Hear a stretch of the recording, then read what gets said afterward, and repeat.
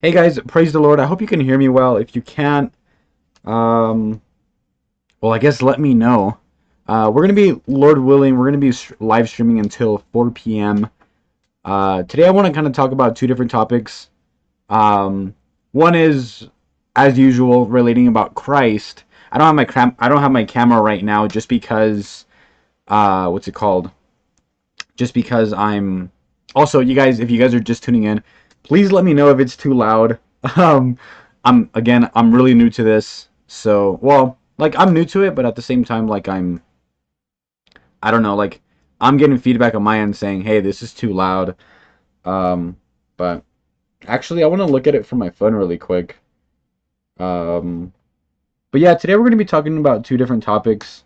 One topic is what's it called? One topic is a little bit on color theory, and then and which is something that I know very little about. But I have a strong interest on it. And then another topic we're going to be getting into is just the following notes that we went off of last time, Lord willing. But you guys, this is going to be awesome. This is going to be great. Again, for those of you guys tuning in right now, I really appreciate you. One topic is cool, cool. Called? Sorry, I'm making sure I'm my feedback sounds okay. But let me do something really quick. That way, let's see. Let me do this, and then this, and this. Let's see what happens if I do that. Okay. Yeah. Okay, yeah, that's what we want. Cool. Hey guys, so we haven't live streamed in a little bit. I cleaned up. I cleaned up. I know. Praise God. Like it's a really big thing. So this is something really small, but it's a really big thing, but it's like really small. Anyways, not really. I know. Right now I'm kind of just messing around, just showing a little bit of humor. So, guys, I cannot tell you. I can't tell you enough how grateful I am today that God has woken us up together. For those of you guys who are watching right now, I'm so thankful for that. I have conversations with people, and like it's funny. So like, okay, like look, you don't have to do this. This is something that I do, and I do it just because it makes it makes the most sense for me. Um, when so when I'm at work, or when I'm out just doing my normal life, um, I, for the most part, at least in my environment, I talk pretty differently. I'm not out there cussing. Granted, I'm not perfect. I'm not saying that I do cuss, but I will have um, like there will be like certain conversations that I have with like certain people that can seem like very um not okay, but I'm just doing it to get along. Not because I want to be accepted, but but more like it's just kind of like the work environment. You know what I mean? But like, I don't feel pressured or anything. And like, usually, like, if I know it's getting too much, my spirits usually lets me know. And it kind of just lets me know, like, all right, dude, like, you're, you're speaking too much on this topic. So, I want you to just stop and take a step back and just stop talking. And I'm just like, okay. So I'll stop talking and I'll go on from there. Anyways, so let's see. A little bit on color theory. Okay, Sam. Okay, I hear you, dude. Cool. Freaking Samuel, he's talking too much. Okay. Um, let's see. So, okay, so we're gonna get into those two topics today. Then, okay, we're gonna get into the color theory topic, and also um into last time we were talking about the question, where do you find your happiness? We dove into that, and that was really awesome. It was like at 12 in the morning. Worked out. We had a few brothers who were talking, and it was just a blessing to just have a conversation. Honestly, it's good to just talk with people. I've one of the things that I've been learning. Also, if you guys are here in the chat, I am multi-streaming right now, so it's really helpful if you guys are able to, what's it called? It's really helpful if you guys are able to um, say hi in the comments and just, I don't know, show some love. I really appreciate it because I know people are watching, but like I don't know who specifically, so it's kind of like hard to tell. But if you don't want to because you're shy, that's completely okay. But it means a lot when you do. Okay, I just want you to know that. Um, but where do we begin? Okay, so let's begin with the basis of color theory. Okay, so we won't go into this too much because um, there's a lot that goes into this, and I actually want to pull out my phone for this because this is something that I've been, how do you say it? This is something that I really enjoy doing. This is something that has allowed me to dress the way I do and be creative the way I am. Like I like as far as like clothing, as far as what I look for when it yeah, just what I look for when it comes to clothes. Um, you know, but like everyone's style is like really different, okay? Um, it's very different. So you have to learn how to find your own sense of style. And that might just be by experimenting because you might not know what you like until you see it, you know. But there's a, and we're going to be going over it right now, but there is a blog that I follow, or more like that I have saved. It's called pixart.com. And we're gonna do this together because why the heck no? I think that's so cool. Um, okay, so I'm gonna search it up first. Let's see, pixart.com. And guys, this is so exciting, like so cool. Okay, so I'm gonna look up. I don't know. I'm gonna look up. What's a color? What's a color? Um, is that what I'm supposed to do? Okay, I want to do this. Maroon. Uh, Pixart. Okay. Okay, yeah, this is it. So, I'm gonna share with you my screen really quick. Um, nope, that's not working. Nope, nope. Oh, that's why it's not working. Makes sense. All right, you're gonna see my camera go from like really big to really small. Okay. It's okay though. It's a part of the program. Let's see if this makes sense. Uh, done. That didn't really help. Thanks, Samuel. There's no, I don't like that either. Cool. No, I'll just go one back. Cool. So we'll go with that. So transitioning over, you guys. So this is one of the things that I do when I am choosing the colors that I like that I think go well with each other. Um, it's a I know it's a bit much, but this is kind of how I started because no one really taught me how to dress. No one really taught me how to put colors together. I kind of always imagined when I had a gentleman in my mind, I imagined this guy who's just like in a nice like striped or yeah, like maybe like in a nice striped suit and was tall, elegant, and maybe a whole bunch of other characteristics as well. But recently I found this thing and like I was kind of like because I like to search up. So like usually what I did in the past, I'd search up Adobe Color Circle or Color Wheel, and this is really helpful. Like you can look at something like this.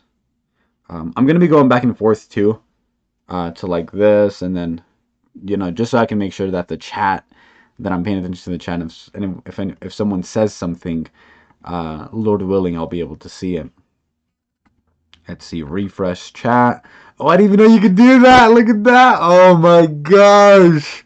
There's probably been like people who are like, dude, I'm talking, and I'm like, bro, I didn't even know. I'm so sorry.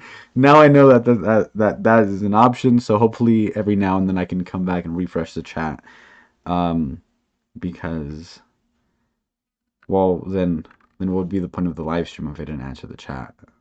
I mean, I guess there's other live streams for like different reasons. But anyways, guys, this is what I do when it comes to dressing up, or yeah, let's stick with that, cuz like I don't really do much else when it comes to colors. Like I have like something nice in mind, but like let's say like I'm setting up furniture and all that. Like I guess I can somewhat have something in mind, but it's like that's a whole different thing. But when I'm dressing up, this is one of the things that I enjoy doing. But it takes experimenting, and you have to be willing to get out of your comfort zone a little bit if it's something that you are just not used to.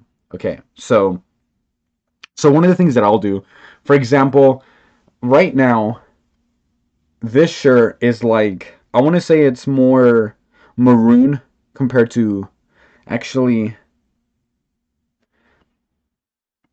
let me go back to this really quick. This is why I like this website. It's so cool. So one of the things that we learned about the color maroon, let's check this out. So put red and brown together and you'll get maroon. But if you're trying to paint with only primary colors, you should first darken with red. So that's talking about something a bit differently, but overall, we get how the color maroon is made for the most part. You know, put red and brown together. But like, sometimes we might think that the color burgundy is similar. But, and it's funny because they look so alike, it's ridiculous. Okay, so check this out. So here's the thing, we know that maroon has what two colors together, right? We have a little bit of red and brown put together, and we get this beautiful color right here, maroon. Then we go to the color burgundy, and well, what does that use? That uses a bit of purple and red. So that's what makes it pretty much different. It's like, okay, it's like here's maroon right there, just right here, and then here's burgundy. It's like, it's a bit more, according to this, it's like to the human eye, burgundy almost appears identical to maroon, but there's a subtle difference because burgundy has a bit more purple. And so when I look at this, I see more of a red and brown compared to, or maybe I'm colorblind, compared to a, maybe it's a burgundy. Now I'm questioning myself. Well, regardless, let's stick to the point. Compared to like a purple and red, you know. Could be wrong though. Let me put it to like the screen. Nah. I know. I think it's more burgundy. I think it's more maroon just because it's a bit brighter. It's not so purple. That's kind of how I distinguish colors, in a way.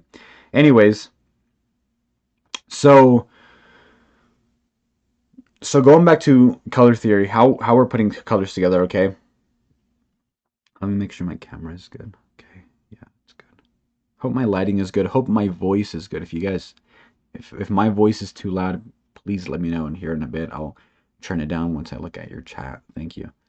So, okay, so like my outfit right now, don't sell my personal information, confirm my choices, because why not, you know? But like, I really don't care for the most part, just because like the government like and everything like tracks us and so on and so forth. Anyways, so like this website is really cool. It's called pixart.com. You might not find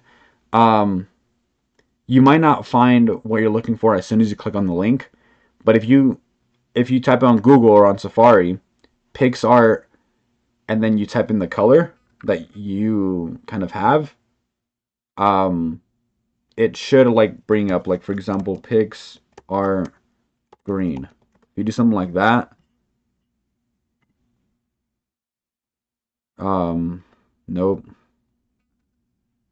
Uh, maybe I'll type in blog. See, I'm glad I did this because then there'd be someone might say, dude, like I tried what you just told me and it didn't work. Um, so let's do blog. Oh, okay. So maybe it doesn't have green specifically, but it does have things like to it. Okay, so look at that. So yellow green. What is it and how to use it in your design? So again, I feel like this is coming more from a like house standpoint or like, you know, how things are like kind of set up. But like I'm trying to I'm trying to like twist it and make it my own as far as like you see here because it says like use it as a backdrop or like other things. Um but I really like this website. I use it just like as like a general baseline, but like I like learning more about colors and seeing what goes well with something else, seeing what doesn't go well, and I just experiment from there. Um, okay. Just making sure if someone is chatting. I'm trying to stay on top of that. Appreciate you guys. Okay. So going back to this, so one of the things that I've learned when it comes to, for example, this maroon, I know here. Okay. So I know that uh yeah, I don't need it. I don't need it. Sorry. So I know that this color maroon is I know it's a dark color. And because I know it's a dark color, like I know that if I put a white color next to it or more like a brighter color next to it, it's going to pop, right? And so like that's one of the things that caught my attention off of this shirt. You know, I saw that the colors went really well. I saw how well blended they were put together, and I was like, you know, like this is really cool. Like it's nice, you know, it has the bit of like, and I feel like it's a bit of a classy shirt too. Only because of the stripes, but it's like nowadays, like you can find like stripes even like at Forever 21 or just like at your like fashion trend stores. Sometimes you'll find like stripes, plaids, even sometimes plaids. I don't find plaids too often. I find more stripes that and like just plain like gray or just plain colors. No like mix and matches. Like something that's I think maybe unless it's on the tie or something, but something that I find very difficult to find is paisley shirts. If you don't know what that is, and I'm not saying I love this, but people wear this. Okay, I don't know if I'd wear it, but people wear this. So people wear things like this, right? You know, I think it looks. I think there's a lot happening, and you know that the colors go well because you have this red that is being used as a contrast, and then you have the blue, and I want to give you guys an example really quick as far as why I use the Adobe Color Wheel sometimes. Or now it's not Adobe, just look up Color Wheel, and it kind of gives you like um uh, a general baseline, and I'll go back to that in just a bit. Um, Actually, before I forget, let's go to it right now. So, color wheel. Why do I use it? Why do I like to use it at least? So, one main reason is for this. So, we have complementary colors, okay? What are complementary colors? Well, complementary colors are pretty much colors that are right across from it from the color wheel. So, we have maroon and teal. Okay, so if we find maroon over here, it's like somewhere around here, right? Or no, probably closer to here, huh? Because that's closer to like purple. But it's like we have it over here, right? So across from that, we have this teal color. And it's like, okay, well, why would I want to wear two colors that are the exact opposite? It's like, well, let me ask you a question. It's like when you go to funerals, sorry if that's a triggering thing. But when you go to funerals or even a wedding, one of the primary colors that you always see is black and white. It's like, well, why? Well, not only is it simple and it looks nice, but they're colors that are complementary, and I want to say like they're complementary enough to where they're always popping you out enough to look good.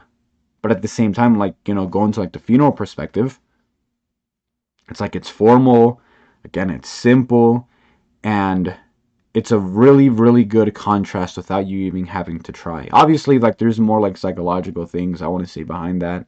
Like, they're really neutral colors, they go well, and it's funny because they're both neutral colors and they're also complementary colors. And like, that's not, that's not, I don't think that's, or maybe I'm wrong. I was gonna say like that's not something common.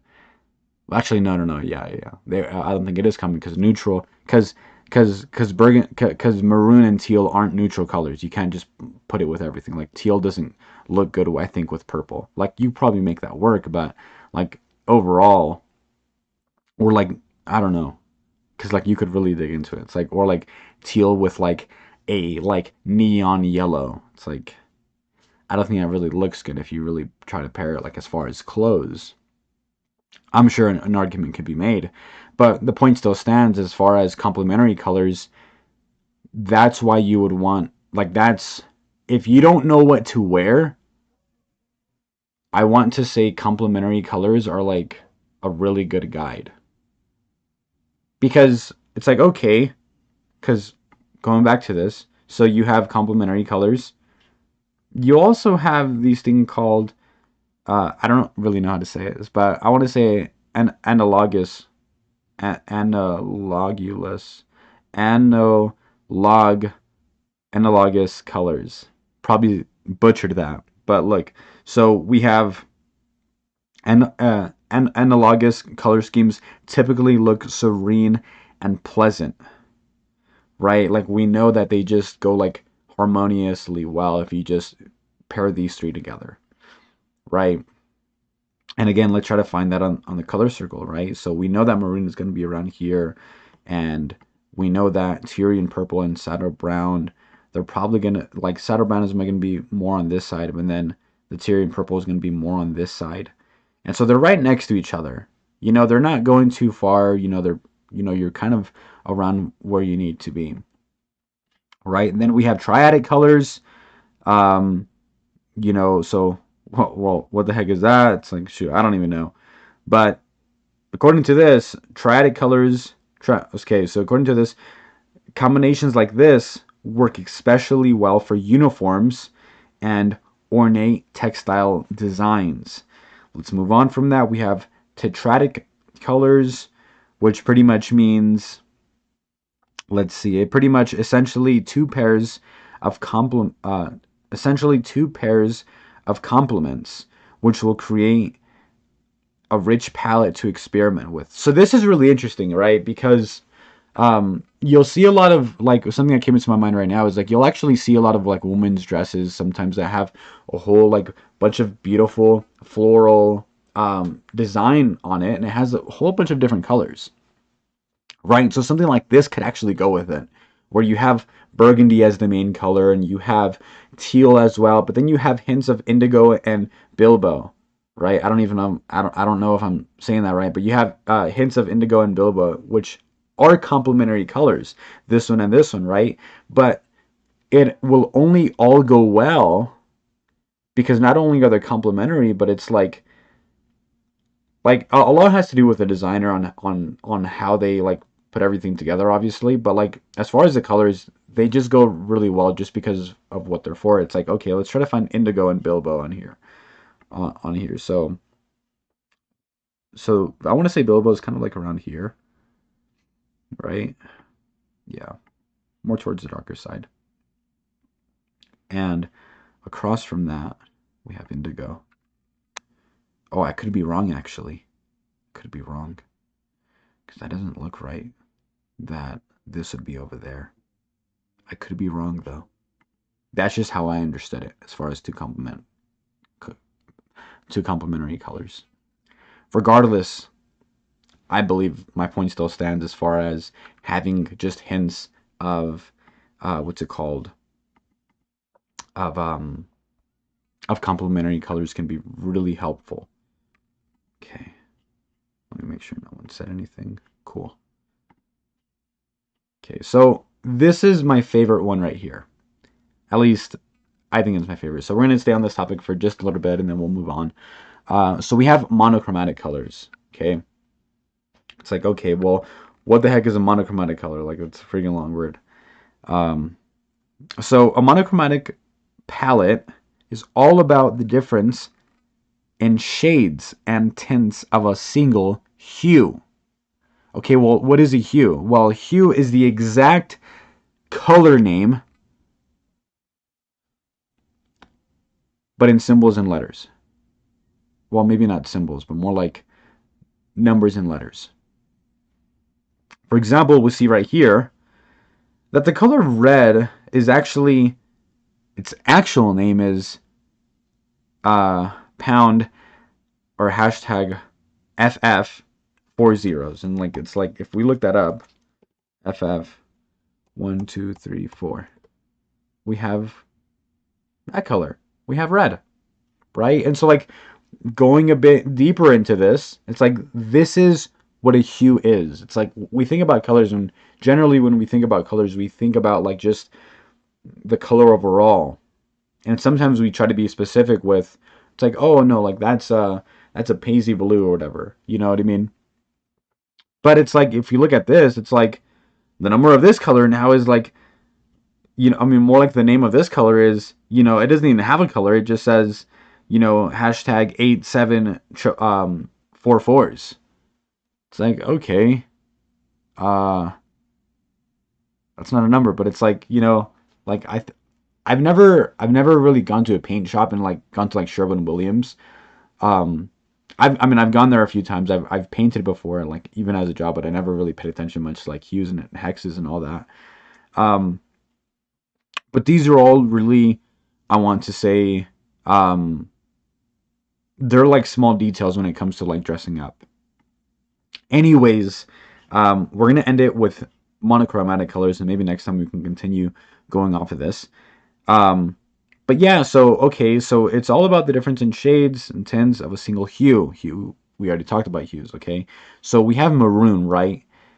If maroon is actually, that's a good point, but I won't get into that because I don't know about that. I was gonna say something, but now, well, I guess I was actually gonna say, so like, okay, so I want you to notice this. So look at how like red has starts with F, and then light coral also starts with F. Maroon doesn't. That's interesting, even though it's like the single. It's the same hue, but I don't understand the letters and numbers on that. That's really confusing. I'm just like red. It's like, keep it simple for me, please. Um, even though like, it's funny that I say keep it simple for me, please, because like I don't, I don't compl, I don't believe I complicate the way, like, as far as how I dress. I just like to be creative that way because sometimes I could be a little analytical.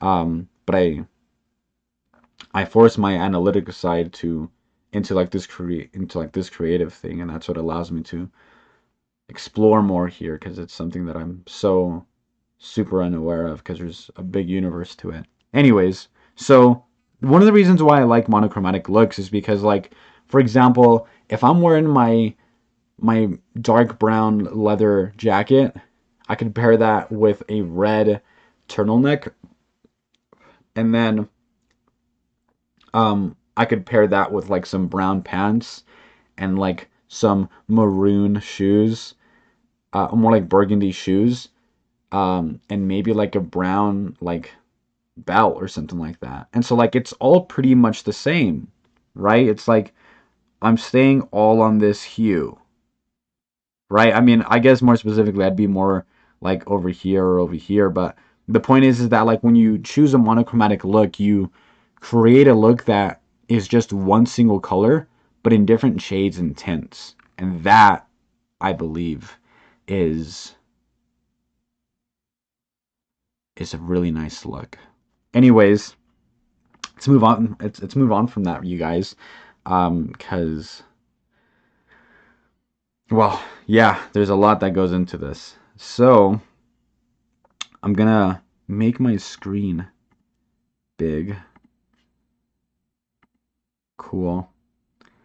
Cool, guys. So, moving on from that, so now we're going in from talking about color theory. So, we talked about that. Uh, let's talk about ended on monochromatic looks.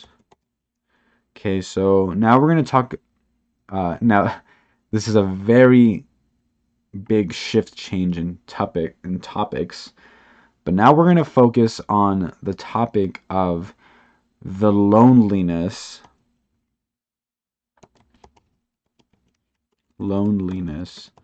of Christ,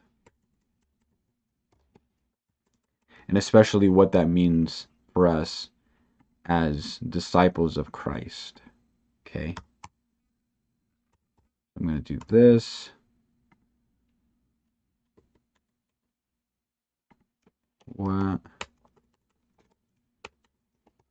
does that mean for us as disciples of Christ? Okay, typing all that down. Okay, I'm going to go back here. I want to do this really quick. Because I think this is good. We're gonna go back to this.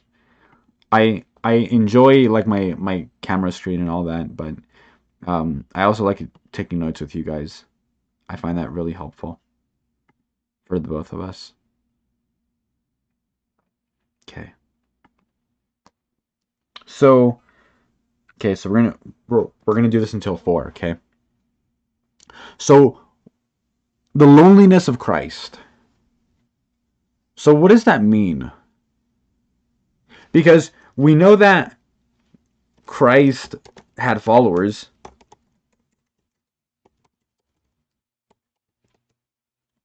We know that. Actually, I want to just do a sub thing from there. Christ had followers. We know that. I guess, no, this would work more for a web, huh? Yeah. Uh, well, let's continue this. Let's continue this. So we know that Christ had followers. Okay. He also had a mom, right? Mary. Ah, he had a mom, right? He had his father in heaven, right? Um, he had, we're gonna say, somewhat close friends. He had a job. Like, he was busy being a carpenter.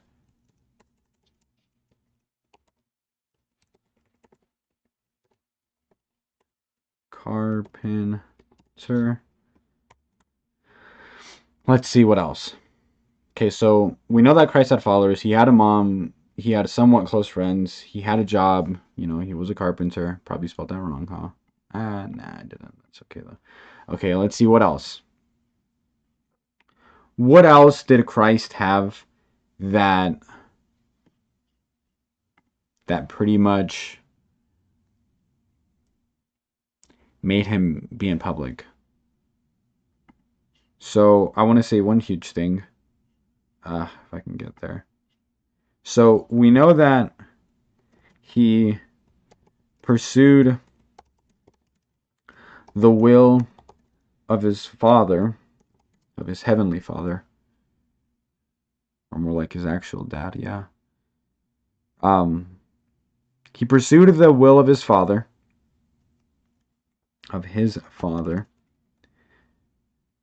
and he went out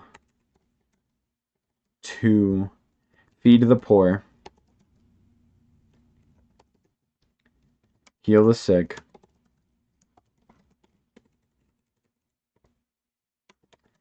and comfort, and there's so much more, and comfort the needy. He was there. So he pursued the will of his Father, and he went out to feed the poor, heal the sick, and comfort the needy. What else did he do? Well, I was gonna say like he went out like on boat rides with his friends. That's crazy. Um, okay, we know that he studied the scriptures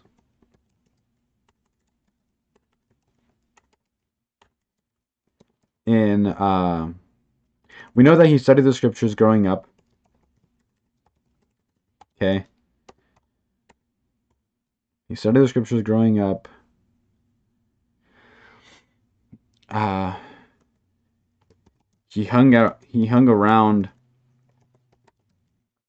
wise men growing up.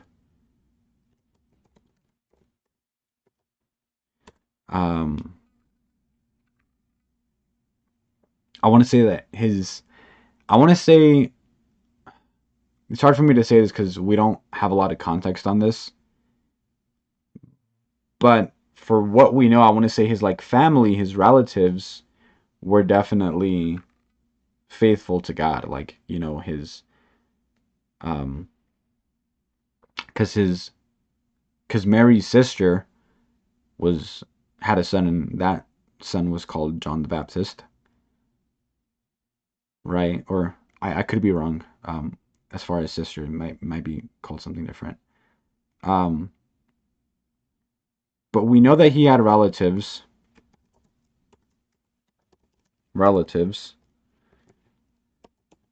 who were, I want to say, were well doctrinated, like meaning that they knew like the laws and everything, and like I think if I'm not mistaken, like Jesus's uncle was a priest, and that priest got his mouth shut because man, he didn't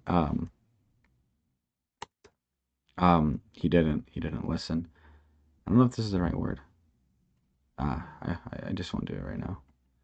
Okay, so we know that Jesus had all of these things, right? And we know, like we could probably continue going on even more as far as what Christ had and for what, and also what he didn't have. Okay, so okay, so why does all this matter? I don't know. I'm just joking. No. So why does all this matter? Okay, so one of the reasons why it matters is because although Christ was around people constantly, this is the crazy part, he was lonely.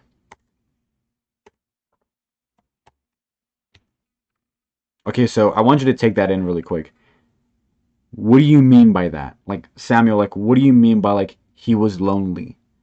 Like, how could he possibly be lonely being the son of God?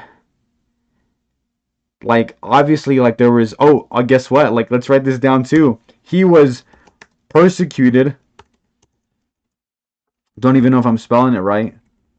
Persecu. Oh man, I'm terrible at spelling. That's okay. He was persecuted by. Okay, I knew I spelled it wrong. Prosecuted. No, dude. Okay, so he was persecuted by. Man, well, he was definitely persecuted by the Pharisees. I don't know if I'm using my terminology right. So if you guys do would like to correct me, by all means. Um, this is something that, like, as far as like putting like my plain, like I know what I'm trying to say, but maybe I might not be spelling it right, or like I'm definitely not spelling right, but maybe I might not be saying it right. So if you guys could help me with that, that'd be awesome. So we know that he was persecuted by his Pharisees. He was betrayed by his closest friend. Like, what the heck? Well, more like by. No, actually, by. No, actually, I'm going to write that. By his own disciple. And so it's like, okay, it's like all these things happened to him. So although Christ was around people constantly, he was lonely. And so like we could really like dive deep into this because it's like, okay, it's like Christ was lonely. Okay, how was he lonely? Well, let's talk about the biggest like thing with this whole thing is that no one, I know I'm on caps. Shoot. No one could relate to him. Like, tell me not. Not a single person in this world could relate to him. It's like, in that aspect, he was lonely. So, one preaching that I listen to every now and then, and it's only like 30, 40 minutes long. If you guys are interested, just shoot me a message on the preaching and I'll try to send you the recording because it's a recording. It's not like a video, but it's an elderly guy talking and it's an amazing message. But no one could relate to him. Ha ha ha ha. No one could relate to him. And it's like, okay, well, what do we mean by that? Well, one of the things I mean is that while Jesus was talking about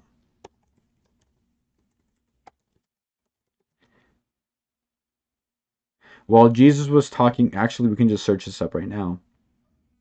Um how does it go? Um the disciples talking about who is going to be the greatest. Okay. So we have it in Matthew and Mark, okay? So I don't have my glasses on right now. Okay, but they kept silent, for on the way they had discussed with one another which of them was the greatest. They had reason to be embarrassed about arguing which one was going to be greatest. It was a very immature thing. Okay. Mark 9:34. Let's go there. Okay. I know we just saw Luke, but Mark 9:34. We're going to come over here. We're going to read full chapter. We're going to scroll down. No, thank you. Oh, okay, dude. Okay. I'll stop it. I know I'm pausing your ads. It's only for a moment, dude. Promise you. Okay. Okay. So Jesus predicts his death a second time. Okay, so this is what's happening.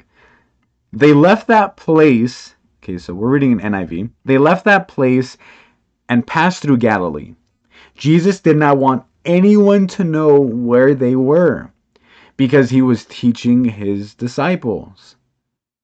He said to them, "The Son of Man is going to be delivered into the hands of men. They will kill him, and after 3 days he will rise." But they did not understand what he meant and were afraid to ask him. They came to Capernaum, when he was in the house, he asked them, "What were you arguing about on the road?" They kept quiet because on the way they had argued about who was the greatest. Sitting down, Jesus called them Jesus called the 12 and said, anyone who wants to be the first must be last. Let's write that.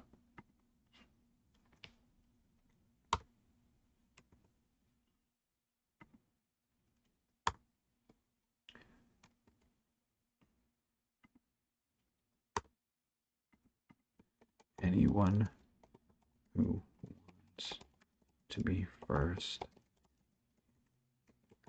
must be last. Okay. Make sure. Cool.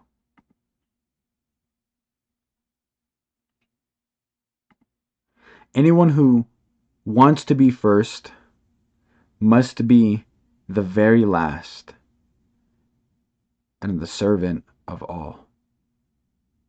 He took a little child whom he placed among them. Taking the child in his arms, he said to them, whoever welcomes one of these little children in my name welcomes me, and whoever welcomes me does not, and whoever welcomes me does not welcome me, but the one who sent me. So guys, this is a really important thing right here.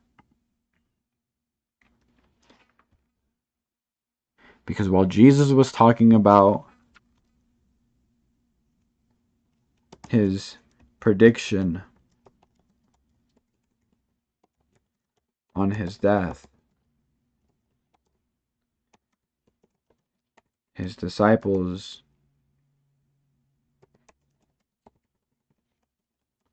were talking about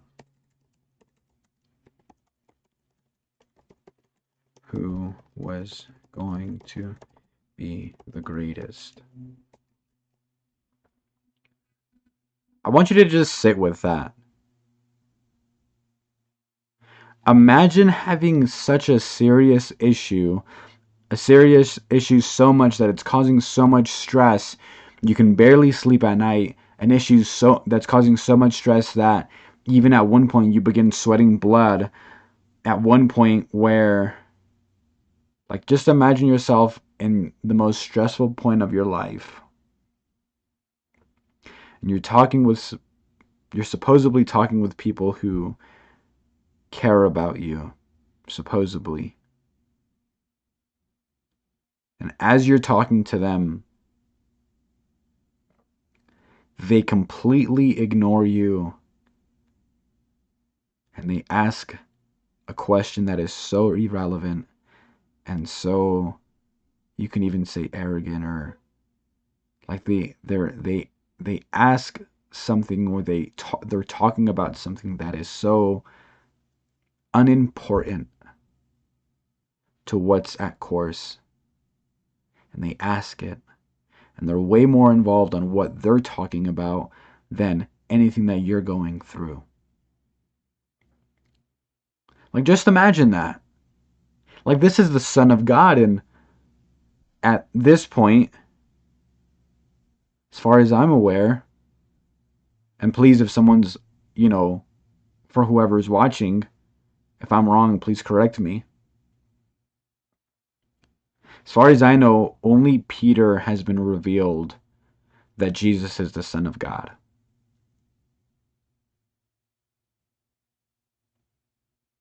Only Peter knows. It's not like he's the only one who knows, because obviously Jesus was talking to all of them at the same time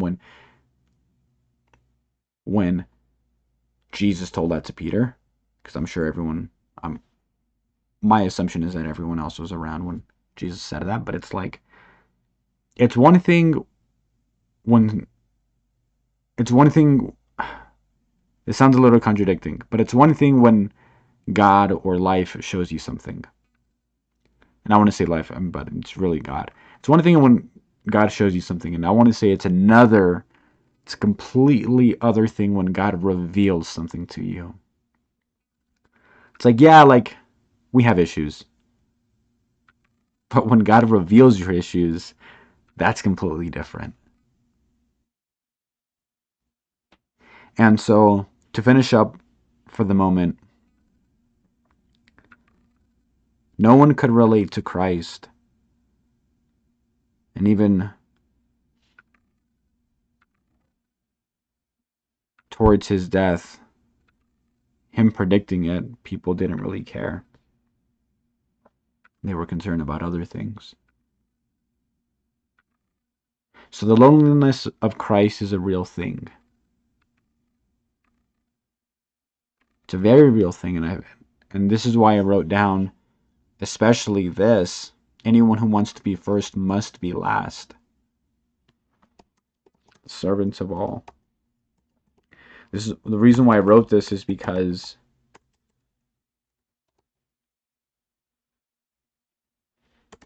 I want to say, now I'd love to get your guys' point of view on this, but I'd love to say that in the eyes of men, the servant is usually forgotten. Not in the eyes of brothers or sisters who are faithful, but in the eyes of men, the servant is usually forgotten.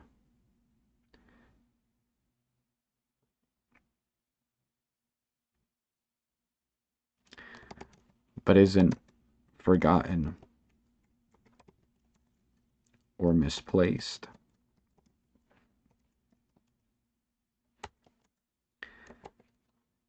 By his Father in heaven.